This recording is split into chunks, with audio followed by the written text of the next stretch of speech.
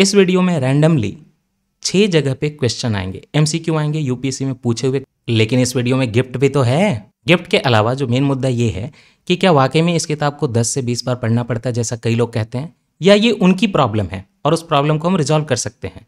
एक organised plan कि लक्ष्मीकांत के कौन कौन से चैप्टर को पहले बाद में पढ़ें, किस चैप्टर में क्या फोकस पॉइंट रखें, ये सारा कुछ आपको इस वीडियो में बताया जाएगा। और सबसे अनोखी बात यह है कि ये वीडियो आपके इंटेलिजेंस को भी चेक करेगी। दैट मीन्स कि कुछ यूनिक होने वाला है। इस वीडियो में रैंडमली 6 जगह पे क्वेश्चन आएंगे, एमसीक्यू आएंगे यूपीएससी में पूछे हुए। उस कोड को आप पेपर पे लिख लीजिएगा, यहाँ पे कमेंट मत करिएगा। फिर आप डिस्क्रिप्शन में जाइएगा वीडियो के, वहाँ पे विमियो का एक लिंक रहेगा और आपके लिए एक अच्छा सा वीडियो है यूजफुल पॉलिटी का, जो कि सब लोगों को बहुत ही डिफिकल्ट लगता है। तो बस वो पासकोड डालिएगा और वो पॉलिटी का लेक्चर खुल जाएगा। लिंक डिस्क्रिप्शन में मिलेगी, पासकोड आपको खुद बनाना है। क्वेश्चन रैंडमली स्क्रीन पे आएंगे और आपको देख के चेक करके ध्यान से। वीडियो के थंबनेल में जो चीज़ें हैं बिल्कुल सही हैं। This is the only correct way to read Laxmikanth, only correct way. बस इसी तरह आपको पढ़ना है, किसी और तरीके से नहीं पढ़ना है। सारे चैप्टर के प्रेस पॉइंट, इंपॉर्टेंट पॉइंट सब कुछ बताया हुआ है। जो जजमेंट आपको पढ़ने है वो भी बताया हुआ, अमेंडमेंट भी बताया हुआ क्या पढ़ना है, और जिस क्रोनोलॉजी में लिखा हुआ है उसी क्रोनोलॉजी में पढ़ना है। फिर अगर आप लक्ष्मीकांत से क्वेश्चन आया तो आपके फुल मार्क्स आने वाले। ये मैंने आपके लिए बड़े ध्यान से प्रिपेयर किया है, पूरे पॉलिटी की नॉलेज लेके कि कहाँ पे क्या ज़रूरी पड़ेगा।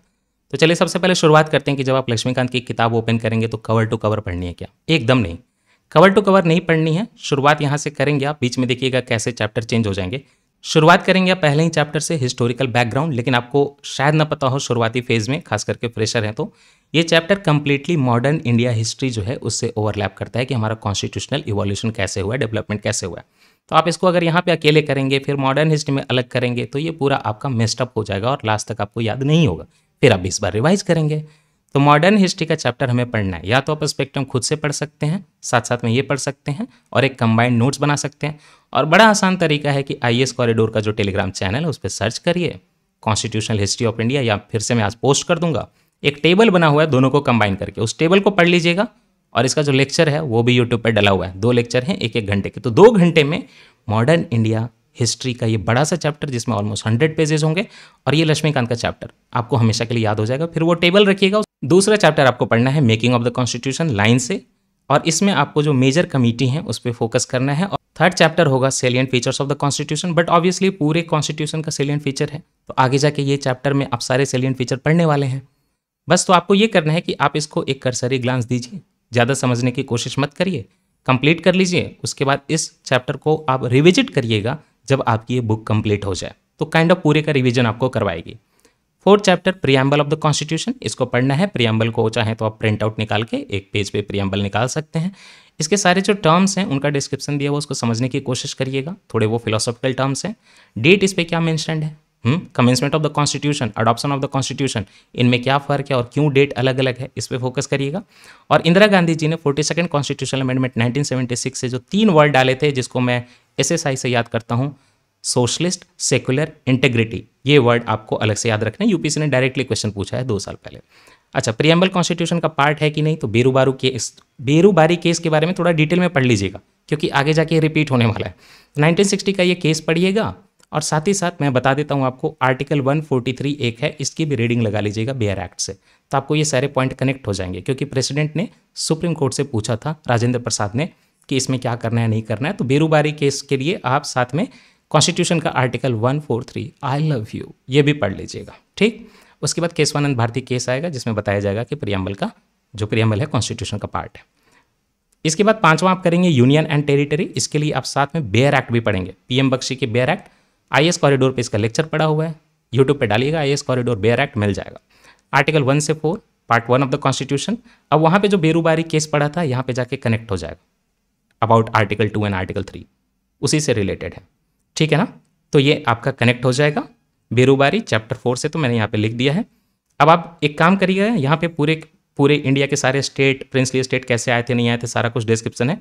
तो एक आप टाइमलाइन बना दीजिएगा, साल उसमें क्या हुआ, साल क्या हुआ, साल क्या हुआ, और लास्ट तक चले आइएगा आप, जब आपकी 2 यूनियन टेरिटरी रिसेंटली क्या हुई, अमलगमेट हो गई, जम्मू कश्मीर का डिवीजन हो गया, यहाँ तक पहुँच जाइएगा। नेक्स्ट चैप्टर है सिटीजनशिप। इसको देखकर आप बहुत डरते हैं, बट इतना एक्चुअली डरने की बात नहीं है। बेयर एक्ट में आर्टिकल 5 से 11, 5 to 10 जो है इंपॉर्टेंट नहीं है। 11 में ये पता चलता है कि इसके आगे जो भी काम होगा वो पार्लियामेंट में बाय लॉ करेगा। तो बेयर एक्ट आईएएस कॉरिडोर का लेक्चर आराम से देखिएगा, फोकस करिएगा आर्टिकल 11 पे। उसके थ्रू सिटीजनशिप एक्ट आया है, इसमें रिसेंटली मोदी गवर्नमेंट ने अमेंडमेंट किया है, उसको समझिएगा कि कैसे हम शरणार्थियों को या बाहर से जो है किनको सिटीजनशिप देंगे, किसको नहीं देंगे, क्या मुद्दा है, सब कुछ। उसके रूल्स भी अभी नोटिफाई हुए हैं तो इंपॉर्टेंट हो जाता है। इस चैप्टर में एक पर्सन ऑफ इंडियन ऑरिजिन और OCI है ना, overseas citizenship of citizen of India, ये बहुत इंपॉर्टेंट नहीं है, लेकिन लक्ष्मीकांत में बहुत ज़्यादा डिस्क्रिप्शन है, लेकिन उसके लिए उन्होंने यहाँ पे टेबल बना दिया है, तो टेबल को पढ़ लीजिएगा, समझने की कोशिश उतना ही करिएगा जितना टेबल में है।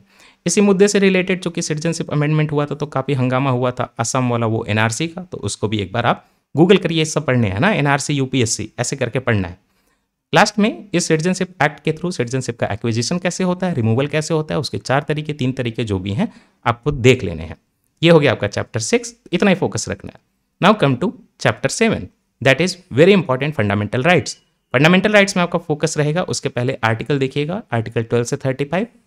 अगेन आईएएस कॉरिडोर पे बेयर एक्ट का जो लेक्चर पड़ा हुआ है 12 से 35 आर्टिकल देख लीजिएगा।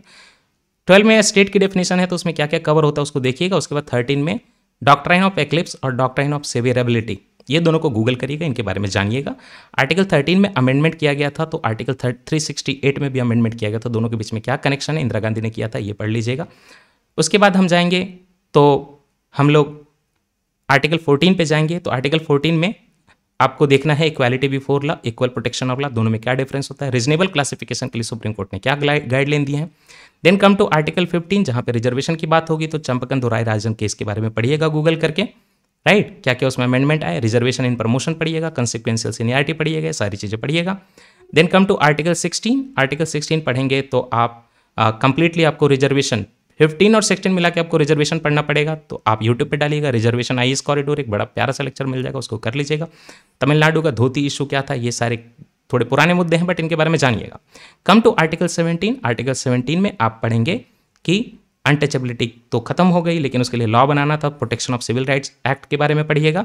इसके अलावा साथ साथ में SC/ST prevention of atrocities act भी पढ़िएगा, और इसमें रिसेंटली अमेंडमेंट किया गया था सुप्रीम कोर्ट के डिसीजन के कारण, तो ये आपको करंट अफेयर में जानने की जरूरत है। आर्टिकल 17।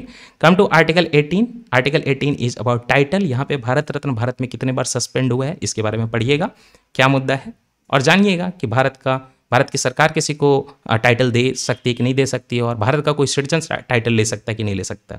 इसमें यह भी फोकस करिएगा कि कौन से राइट सिटीजन को अवेलेबल हैं, कौन से जो है फॉरेनर सिटीजन, दोनों को अवेलेबल है। आर्टिकल 19 बहुत इंपॉर्टेंट है, यहाँ पे आप सेडिशन के बारे में पढ़ें, यहाँ पे आप राइट टू प्रॉपर्टी को रिलेट करें, क्योंकि 19(1)(f) जो है वो हटा दिया गया है, जो कि राइट टू प्रॉपर्टी था, बट फिर भी राइट टू प्रॉपर्टी एक कॉन्स्टिट्यूशनल लीगल राइट है, तो उसके बारे में पढ़ना है। तो आप डालिएगा यूट्यूब पे right to property IAS corridor, बड़ा प्यारा सा लेक्चर नोट्स के साथ आ जाएगा। देन प्रोटेस्ट के बारे में, ये हमारा फंडामेंटल राइट कैसे है, नहीं है, क्या स्ट्राइक करना हमारा फंडामेंटल राइट है, बंद करना, ये सारी आपको इन्फॉर्मेशन लेनी होगी। मीडिया की, प्रेस की फ्रीडम, सेंसरशिप के बारे में जाने, central board of film certification के बारे में जाने, इंफॉर्मेशन टेक्नोलॉजी एक्ट जो है उसका सेक्शन 66, सेक्शन 66A, ये सारे डिस्कस होते रहते हैं, इनके बारे में जानिए। ये जो था आईपीसी का सेक्शन 377, उसके बारे में भी जानिए, इससे रिलेटेड है। 19 के बाद आप आ जाएंगे आर्टिकल 20 में। आर्टिकल 20 और आर्टिकल 22 में डिफ्रेंशिएशन करना समझिएगा। आर्टिकल 22 पढ़ेंगे तो आप प्रिवेंटिव डिटेंशन के बारे में पढ़ें, उसमें क्या प्रॉब्लम है, क्या चीज़ें सही हैं, ये सारी चीज़ें। इसके बीच में, दोनों के बीच में आर्टिकल 21 आएगा, तो आर्टिकल 21 पढ़ेंगे तो राइट टू प्राइवेसी पढ़िएगा, आधार का केस पढ़िएगा, Puttaswamy case, national green tribunal भी आप यहीं पे पढ़ें, और नेशनल ह्यूमन राइट्स कमीशन जो कि इसी बुक में चैप्टर 55 है, उसको यहीं पे पढ़ लीजिएगा, और उसी के corresponding state human right commission जो कि चैप्टर 56 है, उसको यहीं पे पढ़ लीजिएगा। आर्टिकल 21 में आप ADM जबलपुर केस पढ़िएगा, मेन का केस पढ़िएगा, साथ ही साथ आर्टिकल 21 के लिए आप ड्यू प्रोसेस ऑफ लॉ और प्रोसीजर एस्टैब्लिश्ड बाय लॉ भी पढ़िएगा, प्रिवेंशन ऑफ एनिमल क्रुएल्टी पढ़िएगा, जल्लीकट्टू पढ़िएगा, ये सारी चीज़ों की जो है आप नॉलेज लेके रखिएगा। कंटारा मूवी भी देख सकते हैं यहाँ से कमला के लिए। एनीवे, ये आर्टिकल 21 हो गया। इसके अराउंड आप नेशनल ग्रीन ट्रिब्यूनल इसलिए पढ़िएगा क्योंकि एनिमल एनवायरनमेंट भी जरूरी है, राइट टू लाइफ से रिलेटेड है। एनीवे 21 हो जाएगा तो उसके साइड में एक 21A आर्टिकल आएगा, राइट टू एजुकेशन। तो राइट टू एजुकेशन 2009 एक्ट के बारे में पढ़ लीजिएगा, और ये पढ़िएगा कि क्या वो माइनॉरिटीज़ वाले एजुकेशन इंस्टीट्यूशन में एप्लीकेबल है, इंपॉर्टेंट। आर्टिकल 21, 22 हो गए। उसके बाद 23, 24 यहाँ पे चाइल्ड और वीमेन की राइट की बात आएगी, ट्रैफिकिंग की बात आएगी, तो ये सारी चीज़ें पढ़िएगा। और protection of children from sexual offences act, POCSO act. Article 25 से 28 काफ़ी न्यूज़ में है, कन्वर्सन को लेकर, तो फोर्स कन्वर्सन मना है, इसके लिए स्टैनिस्लॉस केस पढ़िएगा, मध्य प्रदेश का एरिया का था। 25 से 28 पढ़ने के बाद आप आ जाएंगे 29, 30 पे, यहाँ पे माइनॉरिटीज़ की बात आएगी, तो आप देखिएगा लिंग्विस्टिक और रिलीजियस माइनॉरिटीज़ के बारे में, जैन लोग माइनॉरिटी कब डिक्लेयर हुए, इसके रिलेटेड आप ये पढ़िएगा कि भाई स्टेट लेवल पे क्या डिटरमाइन होता है, नेशनल लेवल पे क्या डिटरमाइन होता है। I am talking about linguistic minority and religious minority, क्योंकि जम्मू कश्मीर के लोगों ने कुछ डिमांड की थी सुप्रीम कोर्ट ने, तो ये मुद्दा चलता रहता है। एनीवे गूगल करिए अलीगढ़ मुस्लिम यूनिवर्सिटी, जामिया मिलिया इस्लामिया यूनिवर्सिटी का माइनॉरिटी स्टेटस के बारे में, क्योंकि करंट जो गवर्नमेंट है थोड़ा उसके ना केस वेस लड़ रही है। प्लेसेस ऑफ वर्शिप एक्ट भी पढ़िएगा, रिलीजन की बात होगी तो ठीक है, काफ़ी आजकल न्यूज़ में रहता है बनारस और अयोध्या के कारण। तो ये सारे हो जाएंगे आपके आर्टिकल 29 से 30 के बाद आप पढ़ेंगे 31 आर्टिकल डिलीट कर दिया गया, तो 31A 31B 31C पढ़ेंगे। 31B से आपको 9th शेड्यूल रिलेट करना है, 31C से आपको DPSP रिलेट करना है। एनीवे इन सारे प्रॉब्लम को, ये जो इतना मेस्ड अप आर्टिकल हैं ये 3, इसका आपको क्लेरिफिकेशन मिल जाएगा। यूट्यूब पे डालिएगा right to property IS corridor, आपको पूरा का पूरा यहाँ पे इन्फॉर्मेशन मिल जाएगा। कम टू आर्टिकल 32, इसमें रेट्स इंपॉर्टेंट हैं और आपको देखना है कंपेयर करके हाई कोर्ट के रेट से 226 आर्टिकल से। IS कॉरिडोर रेट्स करके डालिएगा यूट्यूब पे, आपको पूरी इन्फॉर्मेशन मिल जाएगी, उससे बेटर आपको नहीं मिलने वाला। तो रिजर्वेशन हो, राइट टू प्रॉपर्टी हो, रेट हो, इनफैक्ट DPSP का भी लेक्चर है हमारा, तो वो भी डालिएगा। Directive principle of state policy, तो आपको बड़े अच्छे से 2 लेक्चर मिल जाएंगे। ठीक, कंपैरिजन फंडामेंटल राइट DPSP, ये भी यहाँ पे पढ़िएगा आप। नेक्स्ट कम टू 8 नंबर में directive principle of state policy है, तो इसके लिए IS कॉरिडोर का लेक्चर है, देख सकते हैं आप। बेयर एक्ट का भी डिस्कशन है, 36 से 51 पे फोकस करेंगे आप, 37 पे। 36 में स्टेट की डेफिनेशन है जो कि कॉपी पेस्टेड है फंडामेंटल राइट वाले से। 39B और C जो है सोशलिज्म को लेकर आते हैं। भारत में इंदिरा गांधी को उनसे बहुत प्यार था, तो आप इसको ध्यान से देखें। 48A एनवायरमेंट वगैरह के लिए, 51 इंटरनेशनल रिलेशन के लिए, 40 जो है पंचायती राज के लिए, 44 जो है वो आपके यूनिफॉर्म सिविल कोड के लिए, तो इन सारे पे फोकस करिएगा। और साथ ही साथ जो लिकर बैन है, प्रोहिबिशन और बीफ बैन है, ये क्यों होता है, कैसे होता है, इसके लिए भी DPSP में आंसर मिल जाएंगे। और कुछ डायरेक्टिव्स जो हैं आउटसाइड पार्ट 4 भी हैं, तो उनके बारे में भी जानिए, इस पर लेक्चर है तो कोई इशू नहीं है। Come to 9th topic, that is fundamental duties. इसमें भी आप बेयर एक्ट IS कॉरिडोर का देखें, इस आर्टिकल का डिस्कशन है। एंड देन आप सोरेन सिंह कम्युनिटी पे फोकस करिएगा। आर्टिकल यहाँ पे टोटल जो आर्टिकल तो एक ही है 51A, लेकिन जो उसके क्लॉजेज हैं, तो पहले 10 थे फंडामेंटल ड्यूटी, अब जो है 11 हो गए। तो 11वां जो है अटल बिहारी वाजपेयी ने जोड़ा था 86 कॉन्स्टिट्यूशनल अमेंडमेंट 2002 से, तो इसके थ्रू चेंजेस हुए थे फंडामेंटल राइट में 21A, DPSP में, फंडामेंटल ड्यूटी में। तो इसको आप एक साथ आप पढ़ लीजिएगा, आपको याद रह जाएगा। कोऑपरेटिव सोसाइटी के बारे में 97th constitutional amendment, then 42nd constitutional amendment mini constitution, और 44th constitutional amendment mini constitution को सुधारने के लिए मोरारजी देसाई वाला अमेंडमेंट 1978 का। यहाँ से इन सब से जो अमेंडमेंट हुए हैं आपको याद रहने चाहिए, अगर कहीं भी पॉलिटी में मेंशन होता है।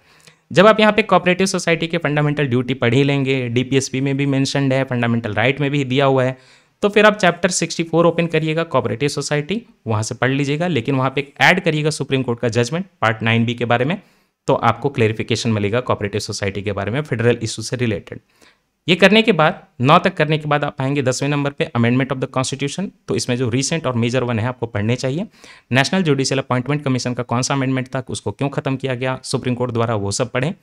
अब ये जो है सेलिएंट फीचर में वाले चैप्टर से आप इसको कनेक्ट कर दीजिए, क्योंकि अमेंडमेंट भारत का जो है फ्लेक्सिबल भी है, रिजिड भी है, तो इसलिए आप वो हमारा सेलिएंट फीचर है, तो आप चैप्टर से कनेक्ट कर दीजिएगा। बेसिक स्ट्रक्चर हमारा 11वां चैप्टर होगा, नॉर्मल चैप्टर है, इसमें आप करें और एक लिस्ट रहेगी कि कौन सा बेसिक स्ट्रक्चर में कब ऐड हुआ था, डेट नहीं जाननी है, बेसिक स्ट्रक्चर में क्या इंक्लूडेड है ये समझना है। केशवानंद भारती के बारे में पढ़ लीजिएगा, एंशिएंट हिस्ट्री की थोड़ी तैयारी हो जाएगी। IS कॉरिडोर का लेक्चर है, डालिएगा बेसिक स्ट्रक्चर, IS कॉरिडोर आ जाएगा। 12वां होगा हमारा parliamentary system, then federal system. ये दोनों चैप्टर सेलिएंट फीचर से ही रिलेटेड है बस, तो आप सेलिएंट फीचर वाले को फिर से जाके एक बार रिवाइज कर लीजिएगा। 13 करने के बाद आप सेंटर स्टेट रिलेशन अभी नहीं करेंगे, क्यों? पहले सेंटर पढ़ तो लें, पहले स्टेट पढ़ तो लें, लोकल बॉडी पढ़ तो लें, फिर रिलेट करेंगे ना, अभी क्यों रिलेशनशिप बनाना है। तो ये बाद में आएगा, 30, 31, 32 बाद में देखेंगे। हमने कहाँ तक किया था, ऊपर 13 तक किया था फेडरल सिस्टम से। अब हम आएंगे प्रेसिडेंट पे। प्रेसिडेंट करेंगे तो फोकस करिएगा हर पॉइंट पे, हर पॉइंट इंपॉर्टेंट है, आर्टिकल ना रटें, पॉइंट सारा इंपॉर्टेंट है। ये हो जाएगा 14। उसके बाद वाइस प्रेसिडेंट, दोनों को कंपेरिजन कर लीजिएगा, प्रेसिडेंट और वाइस प्रेसिडेंट का। पार्लियामेंट का पार्ट कौन है कौन नहीं है, दोनों के इलेक्शन में क्या डिफरेंसेज है, दोनों के रिमूवल में क्या डिफरेंसेज है ना। 15 करने के बाद आप प्राइम मिनिस्टर नहीं करेंगे, आप जाएंगे नीचे, क्योंकि आपने प्रेसिडेंट पढ़ा है सेंटर के लेवल पे, तो आपको 16 नंबर पे गवर्नर पढ़ना, स्टेट के लेवल पे प्रेसिडेंट से कंपैरिजन करिएगा। इनके बारे में SR बोम्मई केस पढ़िएगा। और साथ ही साथ अभी जो केरला के गवर्नर हैं वो बहुत लड़ाई कर रहे हैं, तो आपको उनका वाइस चांसलर वाला जो केस है उसके बारे में जो अपडेट आया है वो जानना चाहिए। 16 आपने पढ़ लिया, गवर्नर तक पढ़ लिया, अब फिर ऊपर जाइए यूनियन के लेवल पे। यूनियन के लेवल पे आपने प्रेसिडेंट, वाइस प्रेसिडेंट पढ़ा था, अब वहाँ पे प्राइम मिनिस्टर पढ़िए। इसके अलावा कई चीज़ें आपको ऐड करनी है यहाँ पे। प्राइम मिनिस्टर्स ऑफिस पढ़िए, प्राइम मिनिस्टर के अंदर जो डिपार्टमेंट है पढ़िए, प्राइम मिनिस्टर किन किन बॉडी को चेयर कर रहे हैं देखिए, गंगा से रिलेटेड कोई बॉडी है क्या, स्पेस वाला डिपार्टमेंट इनके अंदर है क्या, ये सारी चीज़ें देखिए, एटॉमिक एनर्जी वाला है क्या, ये सारे प्राइम मिनिस्टर जहाँ जहाँ चेयरमैन है देखिए, नीति आयोग, सब कुछ प्राइम मिनिस्टर जहाँ भी आपको दिख रहे हैं उसके बारे में थोड़ी जानकारी लीजिए कि प्राइम मिनिस्टर कहाँ कहाँ चेयरिंग करते हैं। एनीवे, कैबिनेट सेक्रेटेरिएट पढ़िए, सेंट्रल सेक्रेटेरिएट पढ़िए, नेशनल सिक्योरिटी एडवाइजर पढ़िए, अजित डोभाल के बारे में क्या पोस्ट है उनकी, इंडिया का एटॉमिक कमांड कैसे काम करता है, न्यूक्लियर कमांड कैसे काम करता है, ये सारा कुछ जो है आप प्राइम मिनिस्टर पढ़ेंगे तो साथ में आपको पढ़ना है अलग से, यहाँ पे नहीं आपको पढ़ना है। प्राइम मिनिस्टर पढ़ लिया तो उनका सेंट्रल काउंसिल ऑफ मिनिस्टर भी पढ़िए और उसका कंपैरिजन करिए कैबिनेट से, और फिर काउंसिल ऑफ मिनिस्टर में जो मिनिस्टर होते हैं उसके कितने टाइप होते हैं, क्या वो कॉन्स्टिट्यूशन में मेंशन्ड है, ये पिछले साल का ही क्वेश्चन है, ठीक है। ये सारा देखिएगा, 17-18 हो गया। 19 कैबिनेट पढ़ लिया आपने, काउंसिल ऑफ मिनिस्टर पढ़ लिया तो उसका छोटा पार्ट कैबिनेट की कमेटी, तो उसको जो करंट वाली कैबिनेट कमेटी ने एक नजर डाल लीजिएगा। याद करने के लिए नहीं कह रहा हूँ, क्वेश्चन नहीं आ गया कि करंटली कौन है कैबिनेट, क्योंकि वो तो चेंज होता रहता है, बट एक आइडिया लगेगा कि एग्जैक्टली क्या कैसे हो रहा है। प्राइम मिनिस्टर कौन कौन से कैबिनेट कमेटी के चेयरमैन होते हैं ये आप मत भूलिएगा। तो 19 तक पहुंच गए, 19 तक प्राइम मिनिस्टर चल रहा था, तो अब जाइए स्टेट के लेवल पे, चीफ मिनिस्टर पढ़िए, बिल्कुल प्राइम मिनिस्टर की कॉपी है, वहाँ पे भी उनका भी स्टेट काउंसिल ऑफ मिनिस्टर। अब फिर से यूनियन के लेवल पे आइए और पार्लियामेंट पढ़िए। पार्लियामेंट में आप शुरुआत से ही मेंबर का डिस्क्वालिफिकेशन के बारे में पढ़ेंगे, तो कॉन्स्टिट्यूशनल डिस्क्वालिफिकेशन किस टाइप के होते हैं, प्रेसिडेंट का डिसीजन होता है, इलेक्शन कमीशन से बाउंड होते हैं, ये सब जब आप पढ़ेंगे तो एक डिस्क्वालिफिकेशन स्पेशल होगा जो कि एंटी डिफेक्शन वाला है, तो एंटी डिफेक्शन के बारे में पढ़िए। दैट मीन्स कि इसी बुक का चैप्टर 76 जाके पलट लीजिए, 10th शेड्यूल के बारे में पढ़िए, एंटी डिफेक्शन पढ़िए, अच्छे से उसको डिटेल में पढ़िए, उसके रिलेटेड कोई यहाँ पे जजमेंट भी होगा तो उस चीज़ को भी पढ़िए, आया राम गया राम के बारे में पढ़िए, सब कुछ पढ़िए। तो डिस्क्वालिफिकेशन, एंटी डिफेक्शन चैप्टर 76 इसी दौरान आप पढ़ लेंगे, क्योंकि एक ऐसा डिस्क्वालिफिकेशन है जिसपे प्रिसाइडिंग ऑफिसर का जजमेंट होता है, ठीक है।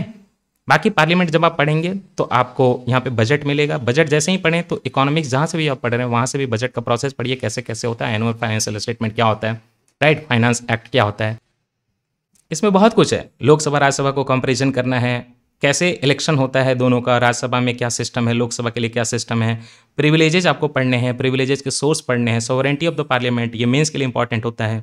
देन लेजिस्लेटिव प्रोसीजर, पूरा बिल कैसे कैसे पास होता है, कौन कौन से स्टेजेस होते हैं, यहाँ पे मनी बिल पे फोकस कर लीजिएगा, मनी बिल पे लोकसभा का एक्सक्लूसिव राइट कैसे है, ये सारी चीज़ों को आप अच्छे से समझिएगा। ये होगा आपका 22, ठीक। जब पार्लियामेंट पढ़ लेंगे तो उसकी कमेटी भी पढ़ेंगे, लेकिन फोकस करेंगे आप डिपार्टमेंटल स्टैंडिंग कमेटी पे, पब्लिक अकाउंट कमेटी पे, ये वाला जो आपका एस्टीमेट कमेटी पे और कमेटी ऑन पब्लिक अंडरटेकिंग पे, ये 4 पे फोकस करिएगा। जैसे ही आप पब्लिक अकाउंट कमेटी पढ़ेंगे, पब्लिक अकाउंट कमेटी का फ्रेंड, फिलोसफर और गाइड कौन होता है, CAG, controller and auditor general of India. 2-4 pages का चैप्टर है, बड़े अच्छे से इसको पढ़िएगा, इंपॉर्टेंट चैप्टर है। इस बुक में चैप्टर नंबर 51 आपका यहीं पे कवर हो जाएगा। 23 तक हो गए। अब इसके नीचे पार्लियामेंट्री फोरम है, इंट्रोडक्शन पढ़ लीजिएगा, कुछ क्वेश्चन आने के चांसेस नहीं है। देन पार्लियामेंट्री ग्रुप है, इंट्रोडक्शन पढ़ लीजिएगा, चैप्टर पूरा पढ़ने की जरूरत नहीं है। आपका हो गया अभी तक यहाँ पे 23 तक, लेकिन जब पार्लियामेंट पढ़ लिया तो स्टेट के लेवल पे पढ़ना पड़ेगा। Go to state legislature, that will be 24। आप क्या करिएगा, जो लेजिस्लेटिव काउंसिल होता है किसी किसी स्टेट में, उसके बारे में समझे, कैसे कैसे उसका इलेक्शन होता है, लोगों का कौन कितना कैसे कहाँ आते हैं, और उसको कंपेरिजन करिएगा खास करके राज्यसभा से, कि दोनों पावर में जो है काफ़ी डिफरेंट है। जब सेंटर स्टेट हो जाएगा तो हम पंचायती राज जाएंगे, म्यूनिसपैलिटीज जाएंगे, दैट मीन्स कि 24 के बाद 25 ये सारे हो जाएंगे। तो यूनियन टेरिटरी देखेंगे 27 पे, और फिर कुछ जो ट्राइबल शेड्यूल्ड एरिया है, 5th शेड्यूल, 6th शेड्यूल, वो देखेंगे, that will B 20। Tribal scheduled area के अलावा बहुत सारे स्टेट हैं जहाँ जिनको स्पेशल प्रोविजन मिला हमारे कॉन्स्टिट्यूशन में, 370 के बाद शुरू होता है गेम। अब जब पूरा सेंटर स्टेट का गेम खत्म हो गया तो आप 38 टॉपिक पे आएंगे, सेंटर स्टेट रिलेशन पे। यहाँ पे 7th शेड्यूल को एक नज़र डाल लीजिएगा कि इसके अंदर क्या है। उसके बाद 30 करने के बाद 31 इंटर स्टेट रिलेशन होगा। ये दोनों करने के बाद आपको एक काम करना है, आपको चैप्टर 45 फाइनेंस कमीशन, क्योंकि सेंटर स्टेट से रिलेटेड है ये, चैप्टर 46 GST काउंसिल, क्योंकि ये सेंटर स्टेट से रिलेटेड है, चैप्टर 54 नीति आयोग, क्योंकि सेंटर स्टेट से रिलेटेड है, चैप्टर 62 नेशनल इन्वेस्टिगेशन एजेंसी, क्योंकि सेंटर स्टेट आजकल इस पर काफ़ी लड़ रहे हैं। सिमिलरली आपको गूगल करके इन्फोर्समेंट डायरेक्टरेट और ये जो आपका नारकोटिक्स कंट्रोल ब्यूरो है, इसके बारे में भी आपको इन्फॉर्मेशन लेनी है। देन NDMA SDMA जो होता है वो भी आप पढ़ेंगे, दोनों मिलकर काम करते हैं। तो chapter 63 of the Laxmikanth book, chapter 78 सबको इंटीग्रेट करना है, तो नेशनल इंटीग्रेशन का चैप्टर, ये सारा आप यहीं पे खत्म करेंगे centre state inter state relation पढ़ने के बाद। देन कम टू ये सारा समीकरण जो है, फेडरल सिस्टम पूरा चेंज हो जाता है इमरजेंसी के टाइम पे, तो आप यहाँ पे 32 करेंगे। इमरजेंसी प्रोविजन, जो कि आप चाहें तो प्रेसिडेंट के साथ भी पढ़ सकते हैं, यहाँ पढ़ें तो ज़्यादा अच्छा है। एक काम करिएगा, नेशनल इमरजेंसी, स्टेट इमरजेंसी और फाइनेंशियल इमरजेंसी, इनके लिए एक टेबल बना के क्लासीफाई कर दीजिएगा कि किसमें कौन कौन सा चीज़ अप्लाई। इस तरह से जो पूरी पॉलिटी जब खत्म हो गई तो अब आएंगे हम जुडिशियरी में। That will B 33 supreme court. उसके बाद सुप्रीम कोर्ट के अंदर ही ये जुडिशियल रिव्यू, हालांकि जुडिशियल रिव्यू हाई कोर्ट भी करता है, लेकिन साथ में पड़ेगा 34, जुडिशियल एक्टिविज्म 35, उसके साथ PIL रिलेटेड है तो ये आपका 36 हो जाएगा। यूनियन लेवल पे आपने पढ़ लिया, हालांकि ये पूरा यूनियन क्या है, इंटीग्रेटेड है, बट फिर भी सेंटर लेवल पे हम मान के चलते हैं सुप्रीम कोर्ट, तो उससे रिलेटेड। फिर स्टेट के लेवल पे जाइएगा, हाई कोर्ट पढ़िएगा, कंपेयर करिएगा इसको सुप्रीम कोर्ट के साथ, क्या क्या ज्यूरिसडिक्शन में फर्क है, राइट, कैसे कैसे केसेज ऊपर जाते हैं। 37 जब हाई कोर्ट पढ़ लेंगे तो उनसे जस्ट एडजेसेंट केस जो होता है, ट्रिब्यूनल भी होता है। NGT आपने पहले पढ़ा था, उसको फिर से रिवाइज करिए। ये जो आपका सेंट्रल एडमिनिस्ट्रेटिव ट्रिब्यूनल है उसको पढ़िए, हाई कोर्ट के साथ कंपेयर करिए ट्रिब्यूनल को, क्योंकि दोनों के बीच में काफ़ी जो है कन्फ्लिक्ट होता रहता है, ये मेंस में क्वेश्चन आ चुका, राइट। और साथ ही साथ आप ट्रिब्यूनल जो है UPSC लगा के गूगल भी कर लीजिएगा, देखिएगा उसके बारे में क्या इशू आ रहा है, जो आपको समझ में आ जाएगा। जब आप हाई कोर्ट कर ही लेंगे, ट्रिब्यूनल कर ही लेंगे, तो यहाँ पे सब कोर्ट का हंगामा हो गया। तो 40 और 41 नंबर पे एडवोकेट जनरल सेंटर के लिए advocate general of the state, attorney general centre के लिए एडवोकेट जनरल स्टेट 40-41, ये central information commission, state information commission 40-43। चाहे तो यहाँ पे आप मिला जुला के राइट टू इन्फॉर्मेशन भी पढ़ सकते हैं, और उसमें रिसेंट जो अमेंडमेंट हुआ था गूगल कर लीजिए। CBCB करप्शन वगैरह देखता है तो बगल में central bureau of investigation 45, Lokpal Lokayukta वो भी यही करता है 46। ये सब करने के बाद आपको पता है कि जुडिशियरी और पार्लियामेंट में लैंग्वेजेस का कुछ कुछ इशू आता है कि ये लैंग्वेज यूज़ कर सकते हैं, ये नहीं यूज़ कर सकते, सारी चीज़ें। ऑफिशियल लैंग्वेज पढ़िएगा 47 यहाँ पे। लेकिन जैसे ही आप इलेक्शन कमीशन पढ़ेंगे 49 पॉलिटिकल पार्टीज पढ़िए, और उसके बाद ये जो चैप्टर है इनको ग्लांस दीजिए। Role of regional party just glance through, elections just have a glance, election laws इसको भी ग्लांस करिए। क्यों? क्योंकि यहाँ से नहीं पढ़ना है election law, representation of people act mains के लिए बहुत इंपॉर्टेंट है, लेकिन यहाँ से नहीं पढ़िएगा, गूगल करिएगा, UPSC लगा के दृष्टि IAS वगैरह कहीं से अच्छे से उसको पढ़ के जाइएगा, यहाँ से मत पढ़िएगा। सो हमारा जो लिमिट है यहीं पे 48 हमने इलेक्शन पढ़ा था, 49 हमने पॉलिटिकल पार्टी पढ़े। अब ये चैप्टर को हम बस ग्लांस कर रहे हैं 49 के बाद, है ना। Electoral reform glance through, voting behaviour glance through, कोalition government just glance through, right. तो ये हमारा रहेगा 49 पॉलिटिकल पार्टी। उसके बाद जो ये सब करने के बाद एग्जाम दे रहे हैं आप UPSC का, तो 50 नंबर पे UPSC होगा और उसके करस्पॉन्डिंग 51 पे पब्लिक सर्विस कमीशन हो। अब ये छोटे छोटे बॉडी 53 पे नेशनल कमीशन ऑफ SC करिए, 54 पे नेशनल कमीशन फॉर ST करिए, 55 पे national commission for backward classes करिए। जब ये करेंगे तो कुछ चीज़ें यहाँ पे नहीं है, for example national commission for women नहीं है, अलग से पढ़िए। नेशनल कमीशन फॉर माइनॉरिटीज़ नहीं है, अलग से पढ़िए। National commission for protection of child right नहीं है, इसको अलग से पढ़िए। दैट विल बी 55 के around. Then 56 special officer for linguistic minorities, है ना। यहाँ जब आप लिंग्विस्टिक माइनॉरिटीज़ के बारे में पढ़ेंगे तो साथ में क्लासिकल लैंग्वेजेस के बारे में पढ़िएगा, ये क्वेश्चन आ चुका UPSC में। 8th शेड्यूल पे भी नजर डालिएगा कि कौन कौन से लैंग्वेज। ये सब करने के बाद SC ST वीमेन सब जब आपने कर लिया यहाँ पे राइट्स, तो special provision relating to certain classes 57 ये चैप्टर करिए, and that's the end of it. 57 तक आप करेंगे। इसमें बहुत चैप्टर ऐसे हैं जो बीच में आपने जैसे ये चैप्टर था, इसको हमने सेंटर स्टेट रिलेशन के बाद ही कर लिया था फाइनेंस कमीशन को। GST council, NITI Aayog centre state relation के साथ कर लिया था। National investigation agency centre state relation के साथ किया था। NDA में सेंटर स्टेट रिलेशन के साथ किया था। कोऑपरेटिव सोसाइटी इसको हमने कहाँ किया था, फंडामेंटल ड्यूटी करने के बाद। एंटी डिफेक्शन जब पार्लियामेंट पढ़ रहे थे तो वहाँ पे हमने पढ़ लिया था डिस्क्वालिफिकेशन वाले में, right. National integration centre state सब कुछ। बाकी जो प्रेशर ग्रुप वगैरह हैं इसको बस आप जहाँ पे लिखा हुआ रीड वंस गांस थ्रू वही करिएगा, है ना, प्रेशर ग्रुप वगैरह पे, राइट। फॉरेन पॉलिसी जस्ट एक बार नजर डालिए, क्योंकि ये इंटरनेशनल रिलेशन आपको यहाँ से नहीं पढ़ना है। देन एक चैप्टर है national commission for review of the working of the constitution, ये जो आता है जस्ट ग्लांस थ्रू, यहाँ से नहीं पढ़ना है इसको, ठीक है। That's it. तो आई होप आपको समझ में आ गया होगा। अब इस वीडियो को अगर आपने पूरा देखा है तो इस वीडियो में 6 जगह स्क्रीन पे MCQ फ्लैश हुआ है, रखा गया थोड़ी देर के लिए। अब आपको ये काम करना है कि उन 6 का आंसर निकालना है, और स्मॉल लेटर्स में, जैसे मान लीजिए कि आंसर है ABA, तो ये आपका पासवर्ड बन जाएगा ABA, जो कि आपको यहाँ पे कमेंट सेक्शन में नहीं डालना है। और इस वीडियो के डिस्क्रिप्शन में एक लिंक दी हुई है Vimeo की, जब वो पासवर्ड आप डालेंगे तो इमरजेंसी का लेक्चर आपके लिए ओपन हो जाएगा। कंप्लीट डिटेल है, उसके नोट्स जो हैं टेलीग्राम चैनल पे डाल दिए जाएंगे।